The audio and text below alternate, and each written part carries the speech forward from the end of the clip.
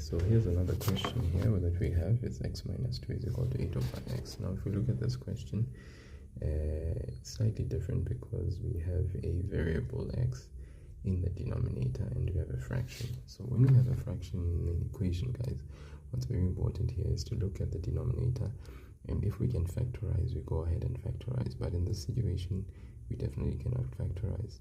After factorizing, we identify what is called the LCD, which in this case is the lowest common denominator. We can see here x is the only denominator we have, so it becomes the LCD. Then we write down what we call the restriction, which is the value of x that x cannot be because it is in the denominator. So x cannot be 0 because division by 0 means that the fraction is undefined and therefore also the equation is undefined.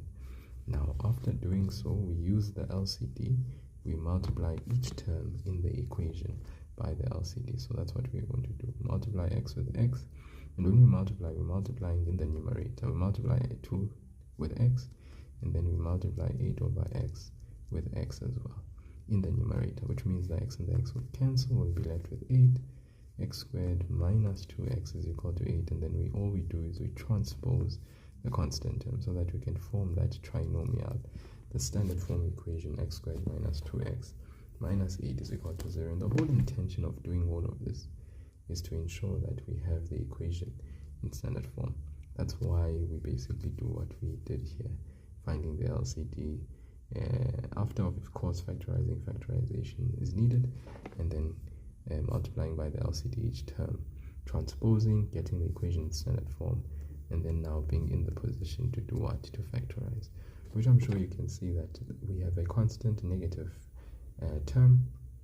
The constant term is negative, so we know that the signs inside the bracket will be different, and the highest factor of negative 8 will have the highest factor will have a negative sign. So it's a negative positive factors of 8. We have 8 and 1, we have 4 and 2, and that's it. So negative, negative, positive, positive, but we know the only one that qualifies is negative 4 plus 2, so it's a negative 4 plus 2. We then apply the 0 factor because we have a 0 product of factors on the left hand side, so we say x plus 2 is equal to 0 as well. So x is equal to, we transpose the negative 4, x is equal to 4, we transpose the positive 2, x is equal to negative 2, and those are our roots. Okay, pretty straightforward and very nice.